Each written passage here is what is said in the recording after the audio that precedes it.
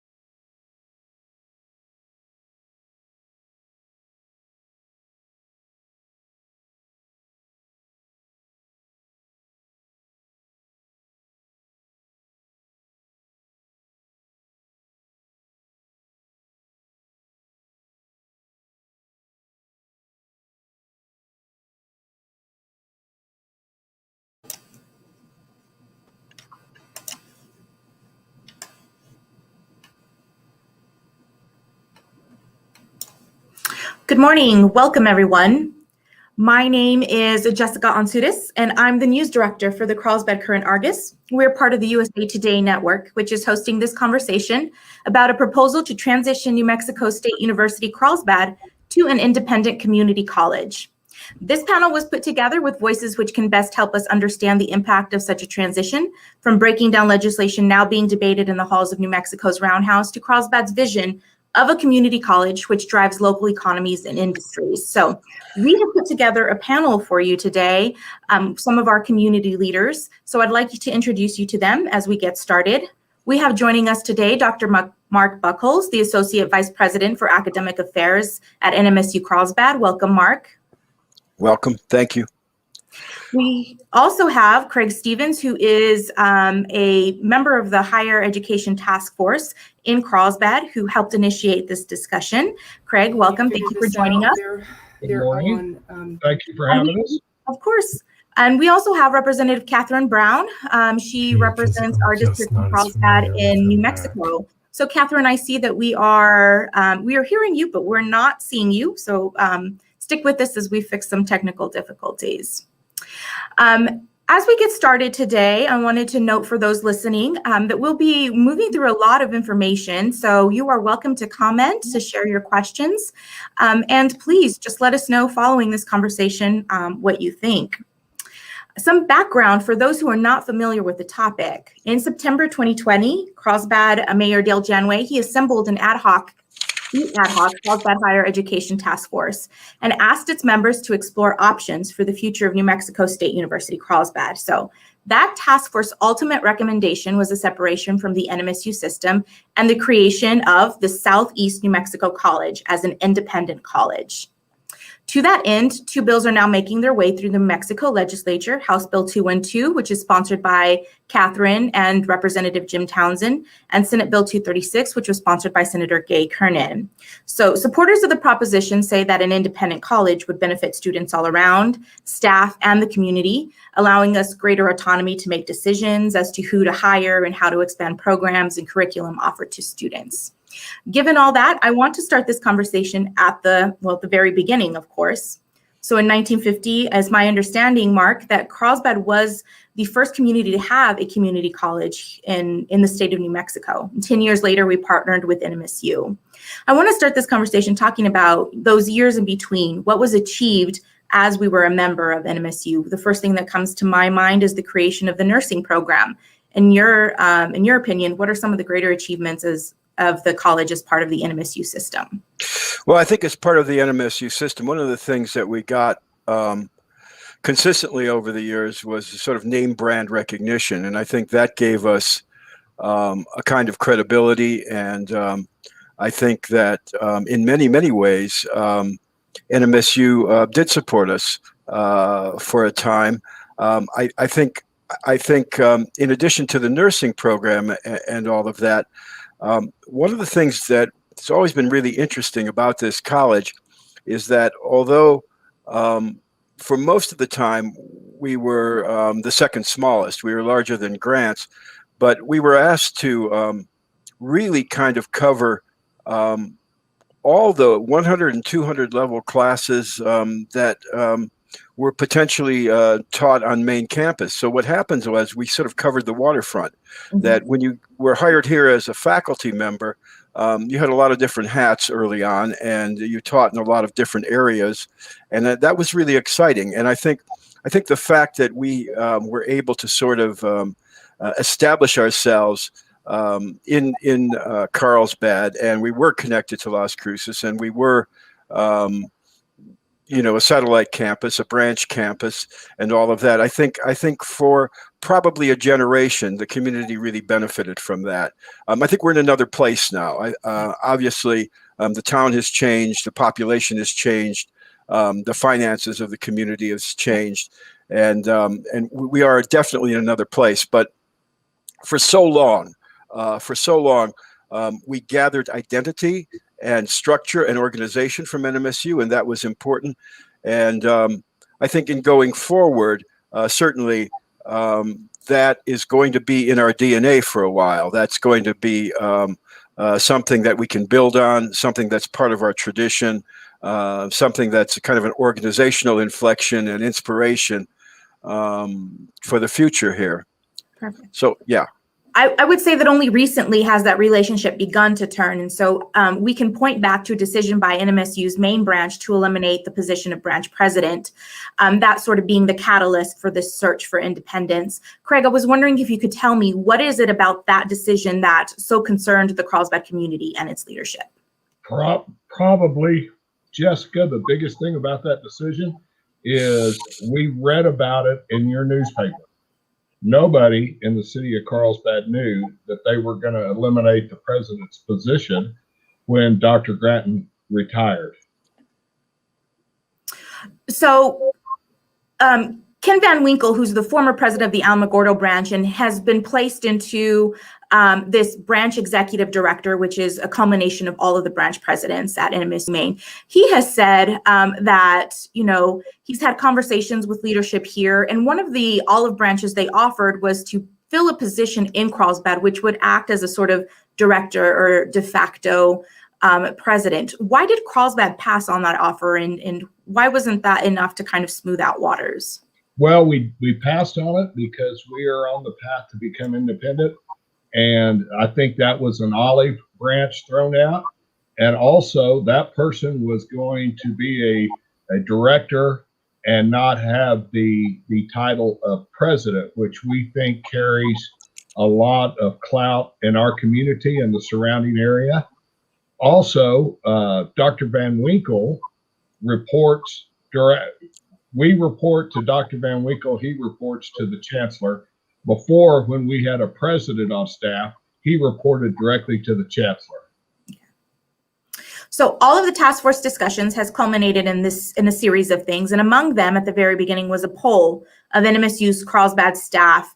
And we were looking at the results of that, which showed a good support for that transition. Mark, can you tell us what are some of the major concerns that the NMSU staff has had over the last few years? Well, there have been a lot of different kinds of worries. One of the things that you hear a lot of is the fact that a lot of times vendors aren't being sort of paid off in a timely way, that those kinds of bills aren't being paid. One of the things that we've been very concerned with is workforce development. And I think one of the things that Dr. Grattan did as president was that he extended the reach of the college out to the community and began to create programs like the Industrial Mine Maintenance Program and things like that. And I think one of the things that's concerned the college is that we haven't been able to have the kind of positive impact on local businesses that we'd hope to have, right?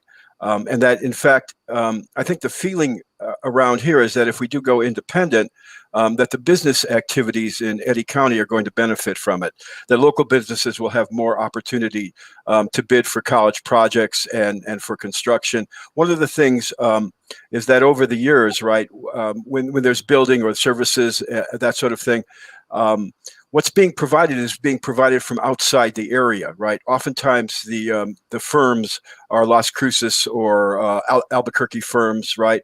And so there's been a concern that without we've always struggled for autonomy, right? But now that with the loss of the president and with some decisions that seem to have reduced our autonomy and our identity quite a bit, I think one of the main concerns around here has to do with the way that we can serve the community. And I think the college is worried about the way that it can serve the community right now. The idea is that with autonomy, the thinking is that we're going to be able to reach out to the community, and we're going to be able to sort of institute these programs that the community needs. And then certainly there have been concerns about the way the college will transition and as far as employees go. And so there's feelings, I suppose, about retirement and feelings about salary and things like that. One of the things to really understand about what's happened in the last 5 years is that the Carlsbad community has gotten very, very expensive to live in. And we're not able to pay the kinds of salaries because of the salary schedules at NMSU. We're not able to sort of attract people in the way that we were once able to attract. We've had search committees, say 10, 15 years ago, where we'd have dozens and dozens of people applying, and people saw this as a kind of opportunity, and they would come from they would apply from all over the country, and they would even come from different countries and that to work here. And now that's just simply harder. When Dr. Nwani, a very excellent executive here, was hired, he had to take an apartment connected with a church on Jalagueño first before everything could be worked out and he could move here. It's a very dramatic example, but I think one of the things that the college has been worried about is salaries and attracting people to work in the college. And the thing of it is that if there isn't a change, that's not going to get better, right? If the salaries for the various kinds of staff members and that aren't increased, that's not going to get better. It's expensive to live in Carlsbad. This is a part of the state that's really changed, and it's unlike the other parts of the state. And so when it comes to those kinds of financial concerns, we have to be seen as special, as with our own character. And I think that's been very concerning with the college. So to go back to answer your questions, I think there are very sort of business, finance related things that take a long time to get done. I think we have issues with salary, with people coming into the community with the necessary education and skills and all of that to work here. That it's difficult. It's difficult to sort all of this out under this particular system right now. I'll stop there. Thank you, Mark. So if we're talking about the product of the work of this task force and what is desired, we're also talking about some legislation that was introduced to the New Mexico State Legislature over this 60-day period. Catherine, if you are with us. Yes, I wanted to ask you, what is it? What is SB 236 and House Bill 212? What are these two pieces of legislation, and essentially, what do they do? Yes, good morning, everybody. So I just want to apologize for not having the camera connection. I don't know how to fix that, but I'm so pleased to be with you this morning. So House Bill 212 and Senate Bill 236 are identical bills. We call them mirror bills, and what they strive to do is create legislative approval for the transition of the branch college to an independently governed community college. And so fairly short bill, actually, and when I can just talk about one, they're the same. So I'll talk about HB 12. 3-page bill basically provides for the governing body to be created locally through a local election, and that would be done in November of this year, and provides for the transferring of property, assets, faculty, contracts, all those things that are basically, what make up the local college. So it provides legal language for that. And also, we have 2 effective dates in the bill. We recognize that there's a lot of work that has to be done in preparing and instituting a transition. And so if the legislature gets this bill all the way to the governor, we will have an effective date, the first one of July 1st of this year. And I call that the birth certificate for the college. We have to create a legal entity called Southeast New Mexico College, and this bill would help us do that. And then a year later or so, we'd have what I call the closing date.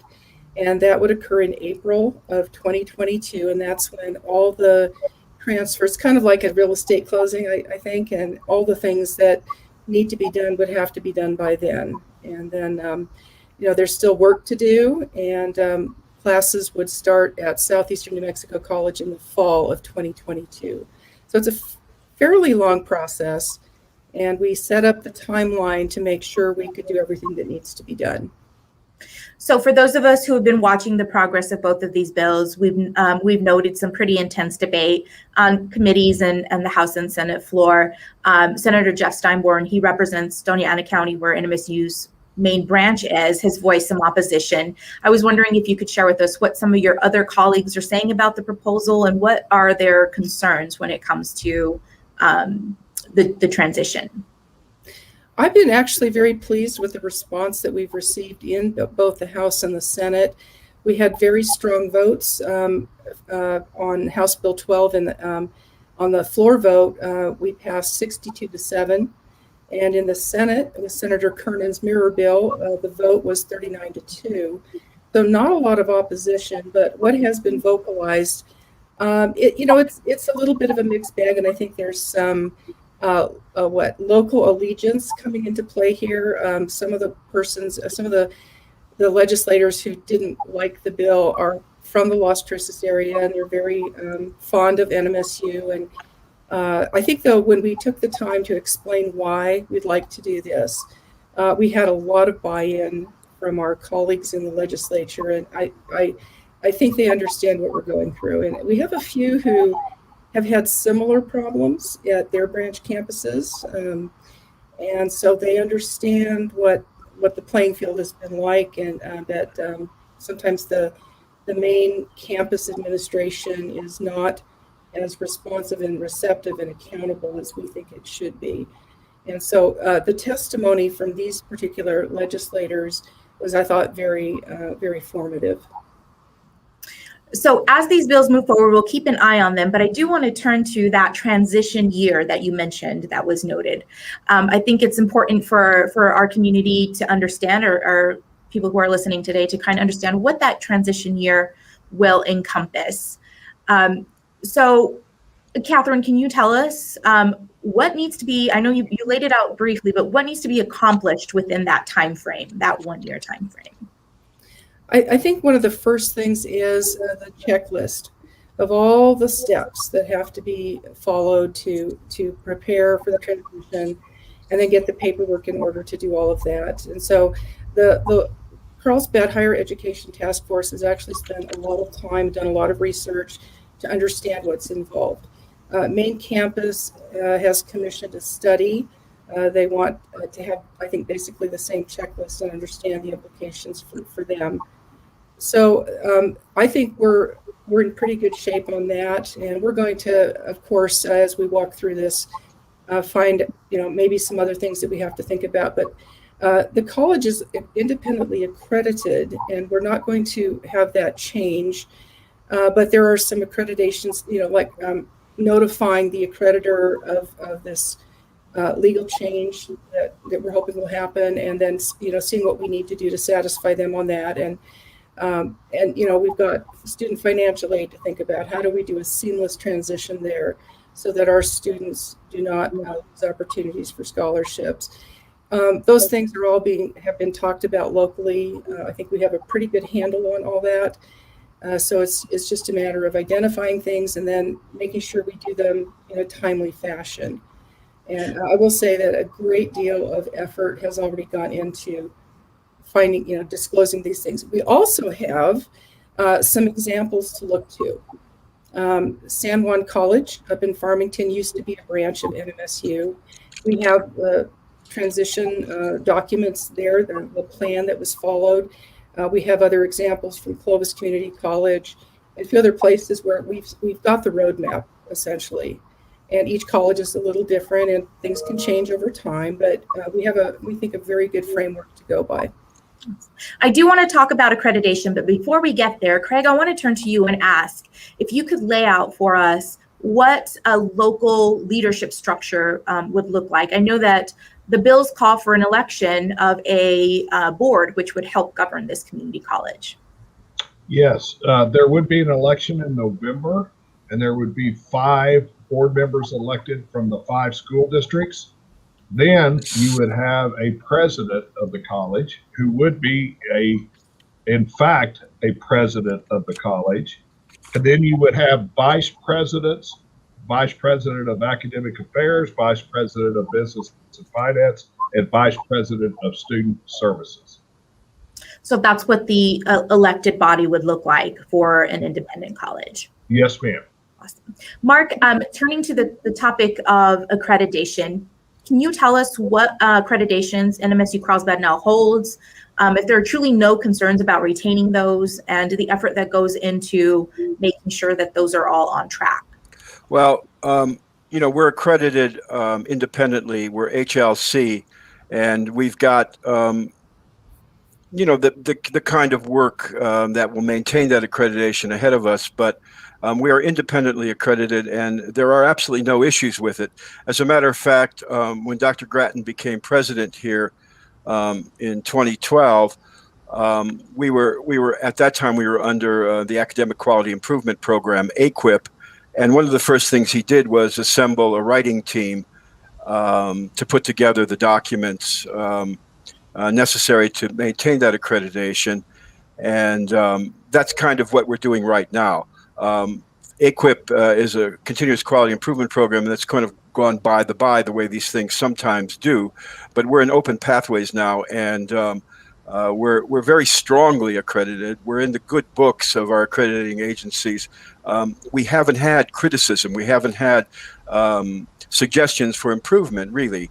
And so what's happening now is that Dr. Nwani has put together or is putting together a writing team for that accreditation, and I imagine that it's going to go forward, and there's not going to be any problems with that. Once the college, if in fact the college does go independent, once the college is independent, I would imagine that the accreditation will simply go forward. We have everything that we need. We have talented people.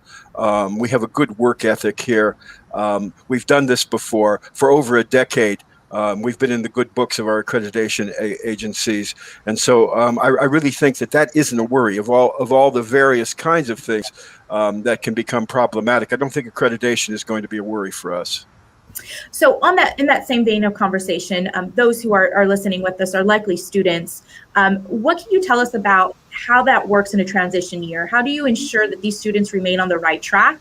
And even more so, that if they wish to transfer to a four-year degree, that they won't meet any roadblocks? Well, the idea is that we will maintain the relationship that we have with NMSU for a bit here. Catherine was talking about probably this isn't going to be complete until 2022. And in maintaining that relationship, the students are going to be taken care of, that both institutions will transition, and that there will be serious responsibility paid to making sure that credits aren't lost, that students are moving forward. I think people should be confident that in this college located in Carlsbad, the people here are good people, and they understand what needs to be done, and they have deep empathy for the students. And in this case, it's going to take some discussion. It's going to take a bit of negotiation, but it's not really a worry. Ultimately, because what's happened in the state as far as the Common Course numbering and the sort of alignment that's gone on over the last few years, we have the same powers, and we have the same kinds of possibilities that any other institution in the state has. We're simply aligned right now with NMSU. If we go independent, those powers aren't going to go away. We have an identity, and that identity will be maintained, and the students will benefit from that identity. So it's not something that we've really worried about. It is something that we talked about early on, making sure that students will be able to transition, will be able to move into from 2-year programs to 4-year programs, that credits won't be lost, that the records will be maintained. But there's no reason why they won't be. There's no reason in the world that we have connections with the systems in Las Cruces right now, and then those systems will be taken over by the independent campus, and we'll make some changes based on what needs to be done and all of that. but there's great competence here, and it's not, and the organizational factors are not lost on this group, and the task stream was very, very careful in investigating that, and the college has been very, very careful and very circumspect in sort of reflecting on all those things. So I think people should feel confident that that all student work will go forward, and all student credits will go forward, and all student opportunity will go forward once the issues of transition are resolved. Thank you. Craig, I do want to pull you into this conversation a bit, and you're welcome to bounce the ball around. But I think one of the things we're proudest of in the Carlsbad community is the low cost of tuition for our students who choose to attend NMSU Carlsbad. So the big question on everybody's mind, at least those who I've spoken to, is will that continue? Will tuition be a topic of discussion to either raise it or keep it as is? And what assurances can you give students? We are confident that tuitions will remain low. Just to give you an example, Carlsbad for a 3-hour course is about $147, and if you take that course at New Mexico State, it's $900. So we basically are going to be funded the same way we are funded now through the state, and then we have our mill levy money that is in reserve. All right. Well, let's talk about bottom line, since you mentioned mill levy, that is funding. So how does Carlsbad independently financially support a community college, Craig?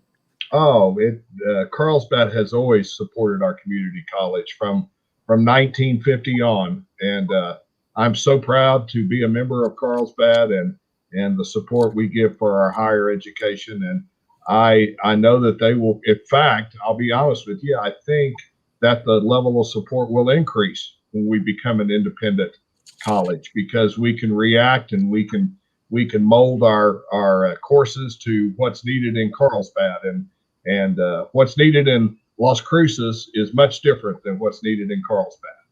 So Wendy Austin, who is Eddy County's financial director, if I might be mistaking her title here, but she testified that Eddy County as a community sends $12 to $14 million to NMSU, and that money would become part and parcel of the support given to an independent college if created here. And that is in companionship with the 3 mill levy that's currently in place. Catherine, can you speak to some of those financial concerns that might be out there? The Carlsbad branch currently is probably in the best position of any community college in New Mexico financially. We do have a 3 mill levy, as you've mentioned, and a community college is required by law to have a 1 mill levy. An independent is required to have a 2 mill levy, but Carlsbad has a 3 mill. So that is an indication of extremely strong local support.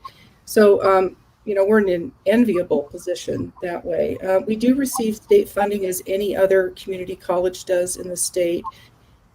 So the state funding is around $4 million a year, and it's by formula, and that will not change. Whether we're an independent or still a branch, that amount will be there. So the local mill levy brought in about $14 million. We also received tuition.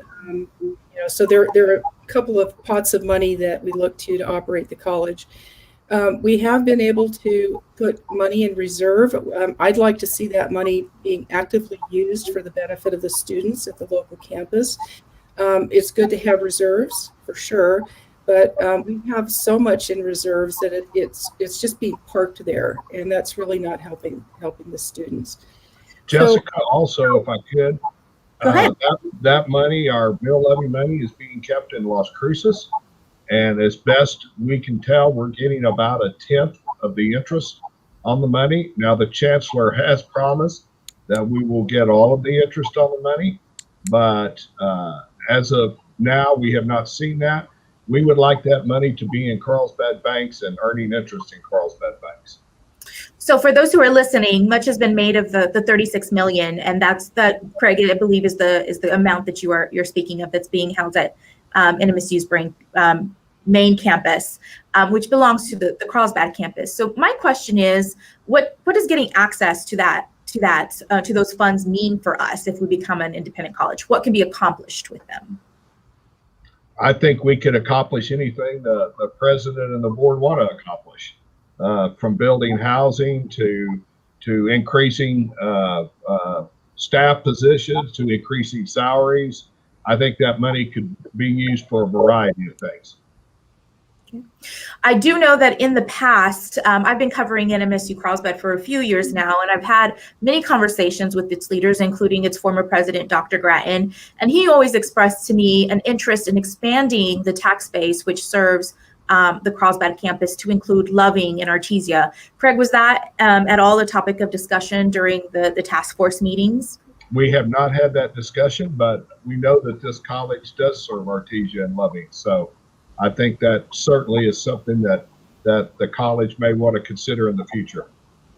And Mark, could you tell us, when it comes to the student base, serving communities outside of just Carlsbad proper, does that happen, and at what percentage, and how big of an impact on students would an independent college have? Well, I think it would have a big impact. One of the things that happened in the fall is that we partnered with the Loving Municipal School System on a grant to make online education more accessible to the students in Loving, and we put together a grant under the guidance of Terry Dodson, and the grant was the governor's grant, and we got $275,000, in excess of $275,000.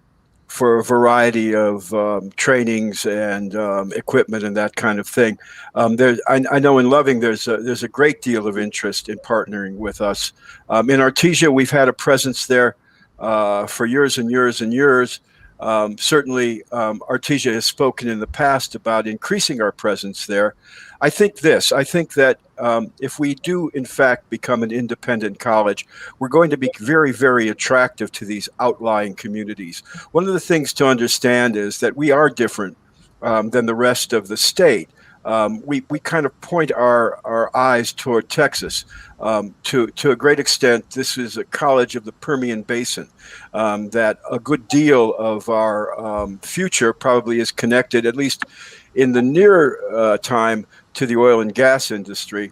I think what's going to happen is that once this pandemic lifts, and once oil and gas comes back, and once we're the boomtown that we were before, and a sustaining kind of wealth that Carlsbad has, I think with the independence of a college, and a college that's growing, a college with a very strong nursing program, a college that's going to extend its reach out into the business community, a college that has its eye on not only our state, but parts of West Texas. I think some of this is interstate, actually, this identity. The other thing to remember is that when it comes to the reserve for the New Mexico State University system, 40% of that reserve is provided by the Carlsbad campus and then DACC, and we provide sort of twice as much as the DACC. So there's Donna Anya Community College in Las Cruces. So what we have here is we have a significant amount of money that's going to need to be sort of negotiated and worked over. I think New Mexico State University will not have problems in the long run with this, but I think in the short term, that's one of the things we're going to have to concern ourselves with. And once that money comes back to Carlsbad, right, we're going to be a magnet for so many different kinds of communities around here. And also, one of the things that we've talked a little bit about but haven't talked enough about is the kinds of alliances that we'll make with other colleges. Now, we'll keep alliances with NMSU, that's for sure. As I said before, NMSU is in our DNA, and I think once this is all done, I think we'll have a fine relationship with NMSU. But we'll also have relationships with ENMU, especially in connection with the education department there and with providing teaching.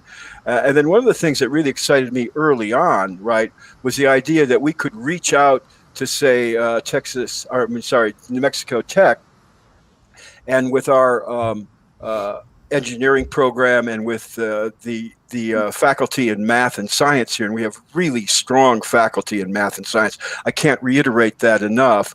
One of the things that I thought right away is that with agreements with New Mexico Tech, which is a really fine school, but a lot of times the students struggle there because they have, for whatever reason, they need a kind of preparation. I thought to myself that one of the things we could do is we could begin to provide with our excellent math and science faculty the kind of support needed for people to move from, say, Carlsbad, and they would come to Carlsbad, and they would come from, Artesia or Loving or some of these other communities, and they would go on maybe to New Mexico Tech with really strong math and science skills and that. So I think we're going to be really attractive. I think what happens is that we get a reputation for being a part of, at one point I remember going up to Santa Fe, and this part of the state was called Little Texas, right? And I think there's some truth to that. There's a kind of vision here where not only are we taking in these other communities, right? Communities that we've had relationships with. I talked about the grant with Loving. I talked about the dual credit program that's been embedded in Artesia for a good bit of time, but also other communities a little bit farther afield, right, will be attracted to what this college can provide, given its ability to direct its own destiny, I think. So I do want to dive further into any possible or future changes to curriculum and programs. But before we get there, I'd like to wrap up a quick question with Catherine. And it's the big one, I think, for most people, which is this endeavor going to cost the state anything? We don't believe it will cost the state anything more than what it's already paying. Our budget is healthy enough that we can absorb the cost of the transition. We also have the reserves we can look to if we need to, but right now we have a process called budget adjustment request. If we need to pull from one account into the other for implementation, we can do that. So we bar money, turning that into a verb. we do that all the time in state agencies, so it's a very familiar process. So and I would echo what I believe it was Mark said, that, or maybe it was Craig, that becoming an independent is going to actually bolster our ability to get scholarships and more grant money. I think we're going to be in a better position than ever when people know that the community college is going to be highly responsive to the local needs, and people know that there's local governance, and they can meet the president, talk with that person, meet the board of trustees members. They're people who live in the community. We're going to see a great deal more, I think, buy-in to supporting our local programming. So let's talk about that for a bit. I was listening to testimony in the Senate Finance Committee, and Dr. Van Winkle asked, basically, what is the plan, right? Essentially, the Southeast New Mexico College, he said that there was a lack of a solid academic or business model for the long term, and I want to dig into that a bit. So I was wondering, so what do you think, within that academic sphere, Mark, you spoke about it briefly, making alliances, improving opportunities for the students, but what can an independent college accomplish academically that it couldn't under NMSU's umbrella?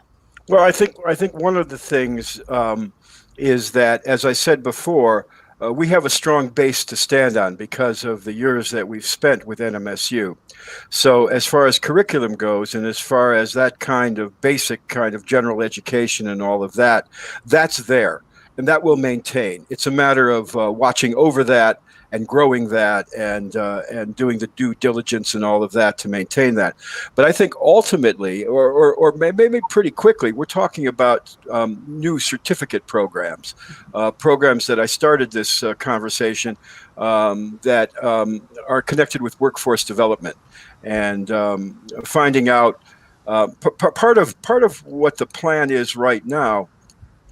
is working with the Chamber of Commerce and putting out surveys and working with local business leaders and that to find out what they really need as far as employment goes, and then addressing those needs with new certificate programs, and then I think to some extent associate degrees. But I think what we're talking about here more than anything is certificates, things that will allow people to get training and then to move into the workforce and begin to sort of live the lives that that they want to live. And so I think as far as in discussing curriculum and programs and sort of extending the reach of the college, I think what we're talking about here is we're talking about certificate programs. We've talked about EMS recently, and we're in the process now of pre-nursing and pre-surgery tech, and all of these. Healthcare certainly is an essential employer in this community, and we've got a good reputation as far as training people in a variety of ways there.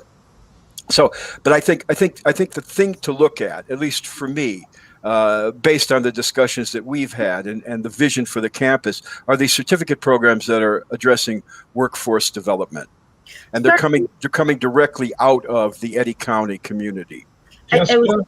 Yes, may I add something? Yes. Also, the biggest difference between becoming independent and staying part of the New Mexico state system is we will be able to work with Eastern New Mexico University, New Mexico Highlands, because those universities will not put programs in our university while we're affiliated with New Mexico State. And in speaking with the students, and we've spoken with the students several times, one of the things that they really are interested in is the arts. And I know from being an Eastern New Mexico alumni that Eastern New Mexico has a world-class drama, film, and music department. And so we envision bringing that into our campus, and it will just expand what we can offer. It is true that there is an interest in the arts here, there's obviously Carlsbad at different times in its history has been musically very strong. Terrific teachers, good programs at the high school, a great choral program. So there's that. There's always interest in theater. There's always interest in performance here, and there's always talent here. And then, of course, drawing and painting, and then the digital media. Right? We have the potential to grow the digital media, and we were one of the first schools in the state to have any kind of digital media program. We went up in 2004, and we got money from Governor Richardson, and we began a program that no one else in the state had it, and it needs to grow. We've got a good faculty at it, and it needs to grow. But that's there. So the arts are important, and they're near and dear to my heart. But I keep going back to these certificates, to this workforce development, because people do need to sustain themselves in this community. Well, it sounds to me like you guys have spoken with certainly the students are stakeholders in this endeavor, but also the local business community as well. And I want to turn for a moment, as we're nearing the end of our conversation, to the employees of NMSU Carlsbad. And I imagine what is one of their largest concerns, which is job security during a transition. So can you, in brief, just help us understand how many employees are at NMSU Carlsbad, what roles they fill, and what kind of security we're offering them if a transition does move forward? Mark. Well, we have three kinds of employees. We have faculty, exempt, and non-exempt employees. All three sections have been represented on the task force by employees, and they're in support of this.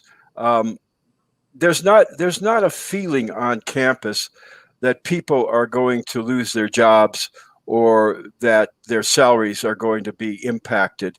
The feeling really is the fact that we're moving forward, that although there's a bit of contention with NMSU is supporting us, that we're continuing to work with NMSU, that salaries are going to maintain themselves.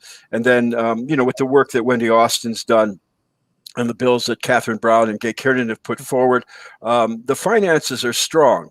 So it's important to realize that we're paying $1 million now for a variety of services that people on campus feel that we can probably better provide ourselves for less money.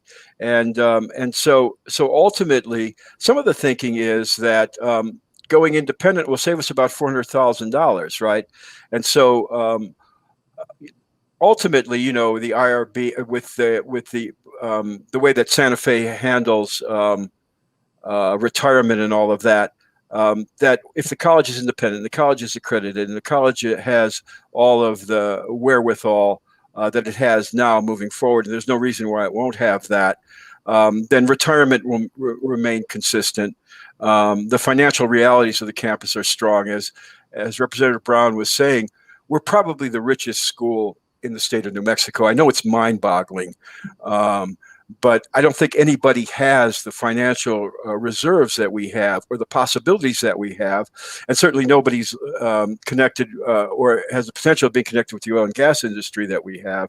And so I think that my perceptions on the campus is that people, for the most part, are not worried about losing their jobs. They're not worried about taking hits in pay. What they are worried about is, as I said earlier, is continuing to attract good people, paying the kinds of salaries that are necessary to live in this part of the state nowadays, and all of that. But as far as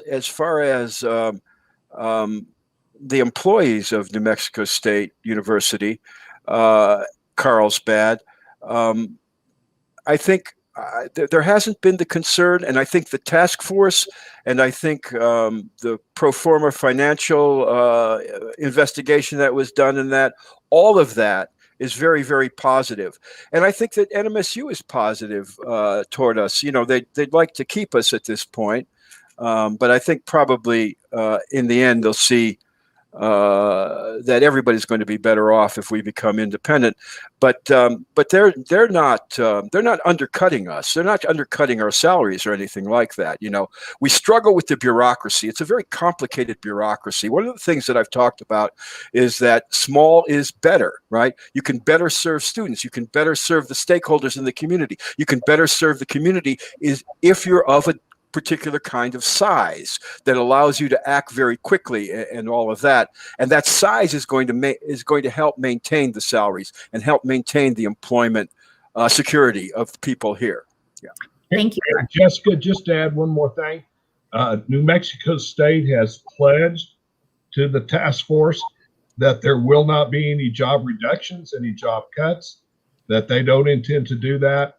And that should transcend into the transition period. So that was nice to hear from them. That was good news, and I was just about to jump on that question for you. But Craig, while I have you on the screen, some last questions as we move to the end of the hour here. Now, you and I'm going to quote you on this. You testified to the Senate Finance Committee on March 2nd that you wanted our college to become, and you said, the hub for higher education in Southeast New Mexico. That is a big vision. That sounds to me like a big vision. Can you elaborate on that? I think, and I think it can become the hub for Southeast New Mexico if we become independent. If you and I know that you listened to it, Senator Novell on San Juan College said that when they separated from New Mexico State in 1981, that college became the hub, and I mean the hub for all educational activities, the hub for social activities, and I think with local leadership, that college, our college, could become that hub. Catherine, really quickly for you, as we move toward the end of the legislative session, what is left for these two bills? What needs to be done to finish up the work there? Okay, so the final bookend is March 20th at noon. We will adjourn, and we have to legally adjourn. So what we need to do is get House Bill 212, that's the one that's furthest along in the process. So it passed through Senate Finance. It had that one committee referral in the Senate. It now goes to the Senate floor for a floor vote. And given the success of Senator Kernan's identical bill on the Senate floor, I would expect to have the same outcome of a due pass. So what we need to do then, the bill will go up to the governor for her consideration. She does have veto power. I sure hope, as I know all the members of the task force do, that the governor will sign the bill. I would also like to see Senator Kernan's bill get out of the House. Right now, it's waiting for a hearing in the House Education Committee. We are doing what we can to get the chairman to schedule the bill. Do we really need it? Well, we need one bill to go for sure, but it'd be nice to have both, because to me, that's an indication of very strong support by the legislature. I also want to mention quickly that Senator Kernan has a Senate Bill 77, which proposes, it's called the 2+2 pilot program, and it is designed for just a space in southeastern New Mexico where we'd have a pilot program to make it easier for students to transition from the 2-year degree level up to a bachelor's degree. And it would involve all of the colleges here in the southeastern corner of the state working together, collaborating to make sure our students get to that 4-year degree as quickly as possible. It saves them money. And I just think it's a great program that's been proposed. And I do believe the governor is going to be favorable on that one. So, yeah, we have to get this done before Saturday noon. Saturday noon is the deadline. I want to, and you know, this conversation has been about how can we fulfill a destiny for this community college? How can we make it serve our community? But there's also the question of whether or not we're going to reach that line, whether the governor will sign that bill, and whether we will move into a transition year. Worst comes to worst, there's no signature. The legislative session ends without that approval. What happens after that? Well, I think we would regroup and consider options. I will say this, and this is a little bit of statute here. We have a statute in New Mexico that says that if there's going to be a new college, a community college, the legislature has to approve it. Well, this would not be a new college. This is an existing college simply going into a self-governing structure and having a new name. So do we really need legislation? I think legislation helps because it sets a time frame for the transition. We don't have anything like that in statute. It also sets out some additional language regarding transfer of assets, which would be very helpful in the process. So it's better to have the legislation. It's a blessing from the legislature. I think it's indicative of where we are on this issue. And so we'll wait and see, but our hope is certainly that the governor will agree to sign. And she has, if the bill gets to her closer to our adjournment, if it's to her desk 3 days before, she has to make a decision, yay or nay on the bill. But if it gets to her after we adjourn, she has 21 days to consider any legislation that's still on her, that's on her desk. And so we'll see how the timing works on this. We don't know yet at this point. Thank you, Catherine. Craig, I want to turn to you for one last question here, which is, what work remains for the Higher Education Task Force? Oh, I'll be honest with you, Jessica. If we get the bill passed, it's just the beginning of the work. We've got to put together a temporary structure and await the election of the 5 board members in November. And quite honestly, the work has just begun, and that's from somebody who's been involved since the 1st of October every week since the 1st of October. So, but I will tell you that the entire task force is proud of our college. We are proud that we were the first community college in New Mexico. We're proud of our past, but we are also very excited about our future. So thank you. Thank you. Well, we are at the bottom of our hour now, and I just want to take a moment to say thank you to each of you, Craig, Mark, Catherine, for spending time with us this morning on this very important topic. It's one that not only affects the Carlsbad community, but also the Las Cruces community, which houses the NMSU system and all of its branch campuses. I'd like to invite you as listeners today to navigate on over to currentargus.com, where you'll find a body of reporting on this very topic. And we welcome any further questions or emails or comments as we move forward. Again, thank you, Craig, Mark, Catherine, for being with us today. Thank you, Jessica. Thank you. Pleasure. Have a good rest of your day. You also. Bye now.